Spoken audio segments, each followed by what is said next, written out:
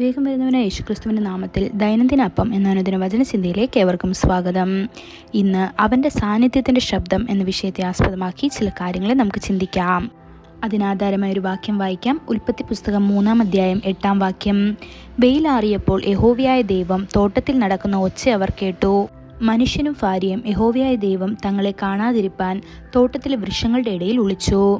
ദൈവത്തിൻ്റെ സാന്നിധ്യം നമ്മുടെ ജീവിതത്തിലേക്ക് ആഴത്തിലും തുടർച്ചയായും എങ്ങനെ കൊണ്ടുവരാമെന്നുള്ളതിനെക്കുറിച്ചുള്ള നമ്മുടെ ചിന്ത ഞങ്ങൾ തുടരുന്നു.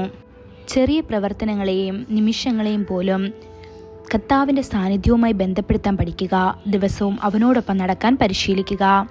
ആ ദിവസം ഏദേൻ തോട്ടത്തിൽ ആദാമും ഹവ്വയും ദൈവം നടക്കുന്നതിൻ്റെ ശബ്ദം കേട്ടപ്പോൾ അവൻ്റെ സാന്നിധ്യത്തിൻ്റെ മാധുര്യത്തെക്കുറിച്ച് അവർ ഓർമ്മിക്കപ്പെട്ടു.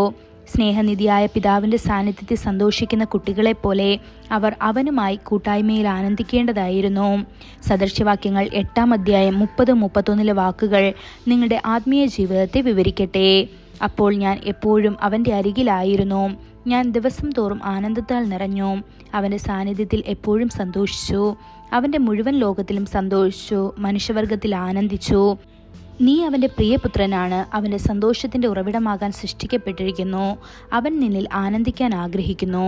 നീ തെരുവിലൂടെ നടക്കുമ്പോൾ പോലും യേശു നിന്നോടൊപ്പം നടക്കുന്നുണ്ടെന്ന് ബോധവാന്മാരായിരിക്കാൻ പഠിക്കുക. അവൻ്റെ കൈ പിടിച്ച് അവൻ്റെ അരികിൽ നടക്കുന്നത് സങ്കല്പിക്കുക. പോകുമ്പോൾ അവനോട് മൃദുവായി സംസാരിക്കുക. വാഹനം ഓടിക്കുമ്പോഴും ഓഫീസിൽ ജോലി ചെയ്യുമ്പോഴും പ്രഭാത നടത്തത്തിന് പോകുമ്പോഴും അവൻ്റെ അരികിലുള്ള സാന്നിധ്യത്തെക്കുറിച്ചുള്ള അവബോധം വളർത്തിയെടുക്കുക. ക്രിസ്തു എപ്പോഴും നിങ്ങളോടൊപ്പം ഉണ്ടെന്ന സത്യം നിങ്ങളുടെ പ്രവൃത്തികളിൽ പ്രതിഫലിക്കട്ടെ. നിങ്ങളുടെ ജീവിതത്തിൽ അവൻ്റെ സ്ഥിരമായ സാന്നിധ്യം സ്ഥിരീകരിക്കുന്ന പുതിയ ശീലങ്ങൾ വളർത്തിയെടുക്കുക. അപ്പോൾ നിങ്ങൾ അവനോടൊപ്പം തുടർച്ചയായി നടക്കാനും അവൻ്റെ സാന്നിധ്യത്തിൽ കൂടുതൽ ആഴത്തിൽ വളരാനും കഴിയും. ഒരു ദൈവഭക്തൻ ഒരിക്കൽ പറഞ്ഞു, ഞാൻ രാവിലെ എഴുന്നേൽക്കുമ്പോൾ ഞാൻ ദൈവത്തിൻ്റെ സാന്നിധ്യത്തിൽ നിശബ്ദമായിരുന്ന് ഒരു ദീർഘശ്വാസം എടുക്കുന്നു. ആ നിമിഷം കർത്താവിൻ്റെ മധുര സാന്നിധ്യം എന്നെ നിറയ്ക്കുന്നത് എനിക്ക് അനുഭവപ്പെടുന്നു. സ്വർഗത്തിൻ്റെ ശക്തിയും എന്നിൽ വസിക്കുന്നത് പോലെയാണ് ഞാനത് സ്വീകരിക്കുന്നത്. പ്രിയ ദൈവ പൈതലേ, ശ്വാസകോശം ഓക്സിജൻ വഴി രക്തത്തെ ശുദ്ധീകരിക്കുന്നത് പോലെ പരിശുദ്ധാത്മാവിൻ്റെ സാന്നിധ്യത്തിലൂടെ നമ്മുടെ ആന്തരിക ജീവിതത്തെ ശുദ്ധീകരിക്കുന്നു. ദൈവ സാന്നിധ്യം നമ്മെ വിശുദ്ധിയുടെ ഉന്നതങ്ങളിലേക്ക് നയിക്കുന്നു. ഈ വചനങ്ങളാൽ ദൈവം നമ്മെ ഓരോരുത്തരെയും അനുഗ്രഹിക്കുമാറാകട്ടെ. കൂടുതൽ ധ്യാനത്തിനുള്ള വാക്യം സങ്കീർത്തനം 33-ാം അധ്യായം 5-6 വാക്യങ്ങൾ. അവൻ നീതിയും ന്യായവും ഇഷ്ടപ്പെടുന്നു. യഹോവയുടെ ദയ കൊണ്ട് ഭൂമി നിറഞ്ഞിരിക്കുന്നു. യഹോവയുടെ വചനത്താൽ ആകാശവും അവൻ്റെ വായിലെ ശ്വാസത്താൽ അതിലെ സകല സൈന്യവും ഉളവായി.